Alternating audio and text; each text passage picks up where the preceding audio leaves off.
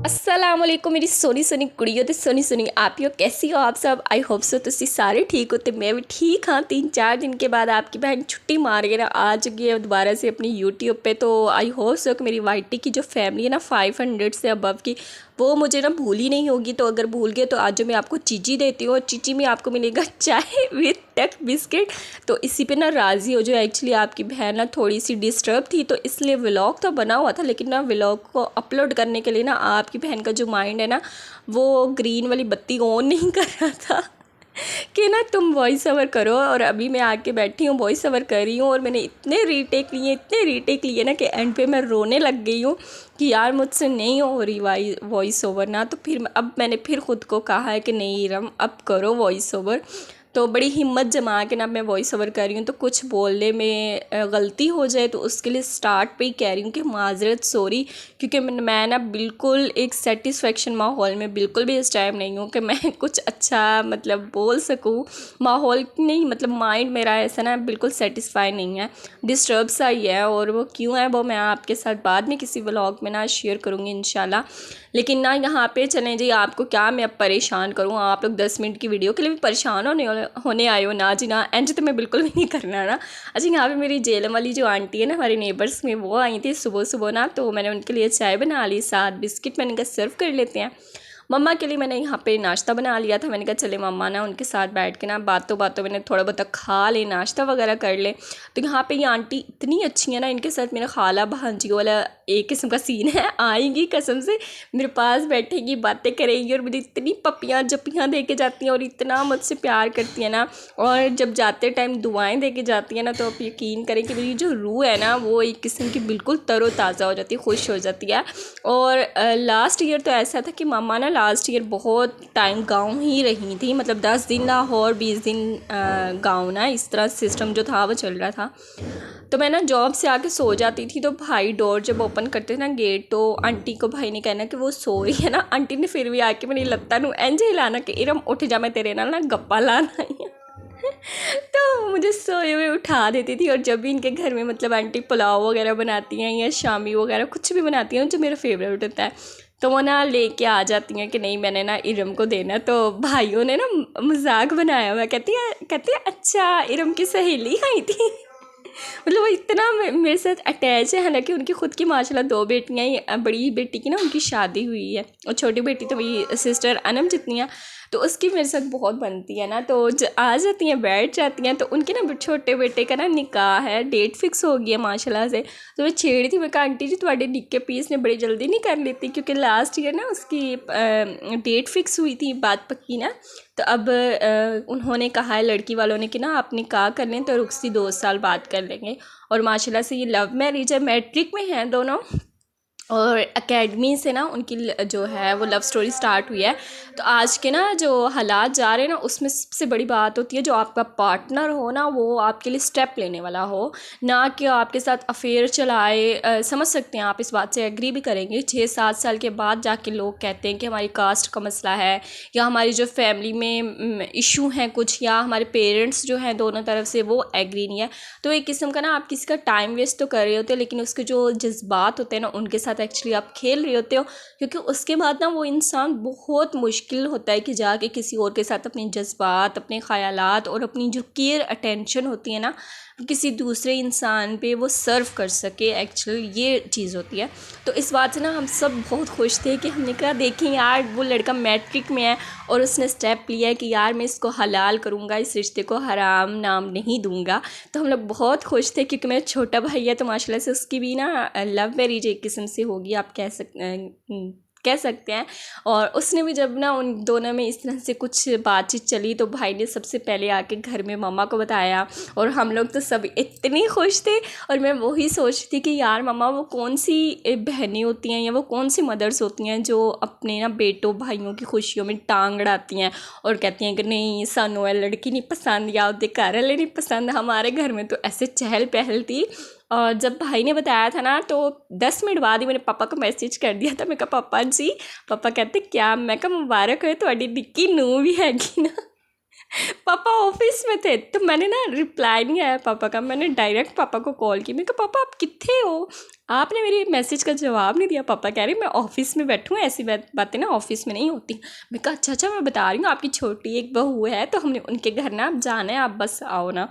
तो फिर ना 1 मंथ बाद ही हम लोग चले गए बड़ी थी, और उसके बाद ना हम लोग चले गए सीधे उकाड़ा, और ना उनकी फैमिली से मिल के आए और छोटी भाभी से मिल के आए। और बस जी फिर ना हम लोगों ने कहा अब चट मंगनी पट पया हम लोगों ने करना है, बस डिग्री जो है वो इनकी कंप्लीट हो जाए ना। तो इस बात को ना अप्रिशिएट क्या करें कि आपकी बेटा बेटी या बहन या भाई आपके साथ घर आके कोई बात शेयर कर रहे हैं, तो बजाय उन पे पाबंदियाँ लगाने के ना, पाबंदियों से हमेशा जो इंसान है ना वो और गलत ट्रैक पे जाता है। ठीक है, जितना हो सके ना उस इंसान को अपने करीब रखें, उसके साथ फ्रैंकनेस रखें, उसको आगाह करें। तो माशाल्लाह से अब हम लोग जो हैं मम्मा हैं वो उनसे बात करती हैं, हम बात करते हैं, एज़ अ फ्रेंड वाला सारा सिस्टम है। तो बॉन्डिंग तभी स्ट्रॉन्ग होती है। देखें बेटियां जो होती है ना, उन्होंने कभी ना कभी शादी करके अपने घर चले जाना होता है। जो माँ बाप का असल सहारा होती है ना वो उनकी बहुएं होती हैं, क्योंकि उन्होंने पूरा पूरा टाइम जो होता है ना वो अपने सास ससुर के साथ रहना होता है। तो बहू का और सास का जो रिश्ता स्ट्रॉन्ग करने में सबसे अहम किरदार होता है ना वो एक बेटी का होता है, कि उसको ना उन दोनों को स्पेस देनी चाहिए। ठीक है, जितना आप खुद अपनी एक माँ के क्लोज़ होते हो ना, आपको कोशिश करनी चाहिए कि आपकी जो भाभी हो वो भी आपकी माँ की क्लोज़ हो, और आपकी जो माँ है वो भी उनकी क्लोज़ हो, ताकि उन दोनों की ना अंडरस्टैंडिंग हो। और अगर अंडरस्टैंडिंग बाज़ औक़ात नहीं भी होती ना, तो उनको स्पेस दो कि वो एक दूसरे को समझ सकें, बजाय इधर की बात उधर लगाओ, उधर की इधर लगाओ ना, तो ऐसा बिल्कुल सही नहीं है। अब हमारी अम्मा है ना, हमारी अम्मा ने सारों को ना जूती की नोक पे अब टका के कह सकते हो, मतलब कोई बेटी बहू वाला हिसाब नहीं है। क्लास लगनी है ना तो सबकी लगनी है, किसी को माफ़ी नहीं मिलनी। तो ये जो इक्वालिटी होती है ना किसी भी रिलेशनशिप में, वो बहुत ज़रूरी है। खैर ये आ गया नेक्स्ट डे, यानी कि आज मॉर्निंग का व्लॉग। और यहाँ पे 6 बजे मैं उठी, छोटे बहन भाइयों का नाश्ता बनाया, उनको खिलाया, और भाई ने सीढ़ियों से शर्ट फेंकी कि मैंने इस्त्री करके दो। मैं कहा जनाब जी तुसी राती की करते रहते हो, रात नूं दिता करो। खैर मैं छोटे चौधरी साहब को फिर प्रेस करके दी शर्ट, और फिर ना वो दोनों यूनिवर्सिटी चले गए। तो मैंने कहा अभी यार मैं क्या सोच रहा हूँ, चले ना हम ना घर की क्लीनिंग कर लेते हैं। फिर मैंने सारी सफाइयाँ वगैरह की, और एंड पे बारी आ गई थी वॉशरूम की। और मेरी स्टार्टिंग से ना एक कोई हैबिट कह लो या बुरी आदत कह लो, कुछ भी कह लो, कि मैं बहुत चिढ़ती हूँ अगर मुझे किचन गंदा दिखाई दे या फिर वॉशरूम। मैं कहती हूँ ये दोनों चीज़ें ना लाजमी साफ़ होनी चाहिए। और वॉशरूम में तो मुझे किड़किड़ करता, अगर पानी नज़र आ जाए ना कहीं पे, वो तो मेरी जान जाती है। मैं कहती हूँ बिल्कुल ड्राई जो होना वो वॉशरूम होना चाहिए। तो यहाँ पे वॉश बेसन जो है वो तो लाजमी मैंने क्लीन करना होता है, क्योंकि वज़ू करना होता है ना। तो फिर मुझे होता है कि शावर लेने से पहले ना एक बार मैं वॉशरूम की अच्छे से ना खुद क्लीनिंग कर लूँ, मुझे सेटिस्फेक्शन हो जाती है। और नीचे वाला वॉशरूम ना सिर्फ मैं और मम्मा ही यूज़ करते हैं। और आप ये हिसाब लगा लो कि अगर हमारे घर कोई गेस्ट आता है ना और वो इस वॉशरूम को यूज़ करता है, तो मैंने तब तक ये वॉशरूम यूज़ नहीं करना जब तक मैंने इसको सही करके ना क्लीन नहीं कर लेना। ये मेरी इतनी कोई बुरी आदत है कि मैं कहती हूँ इस आदत से ना मेरी जान छोड़ जाए, बट मेरी जान नहीं छोड़ती, मैं क्या करूँ, मेरी शुरू से ये आदत है। तो यहाँ पे ना बस मैं सारा कुछ क्लीन कर रही थी तो मामा को आवाज़ चली गई, तो फिर ना मामा भी उठ के आ गई। तो इससे पहले अगर आप मेरे चैनल पे न्यू हो तो सोने की कर रहे हो, वेट क्यों कर रहे हो?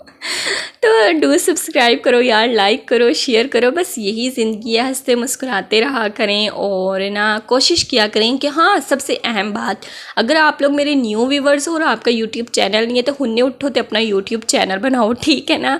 क्योंकि पाकिस्तान में हर लड़की को, पाकिस्तान में क्या दुनिया में हर लड़की को फाइनेंशियली इंडिपेंडेंट होना बहुत ज़रूरी है, बहुत ज़रूरी।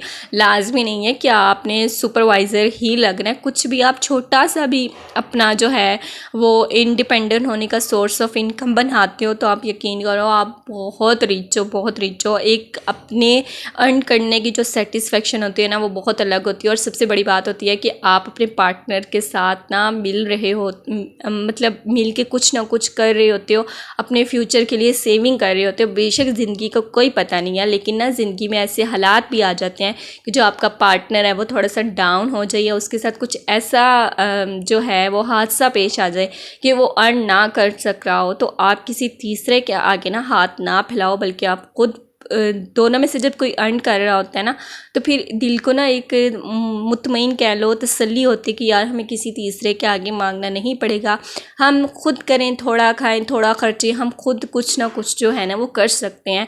तो ये जो मैंटेलिटी है ना कि यार नहीं, हमने अपनी बेटी की शादी करनी है और रिच जो है वो पर्सन के साथ करनी है, और उसकी एज भी 25 से लेकर 28 तक हो, तो सोनिया फिर तुसी कोई बुढ़ा लभो जिद्दी एज 45 दे अराउंड होवे, तो उदे कोल सारियां आसाइशां होन।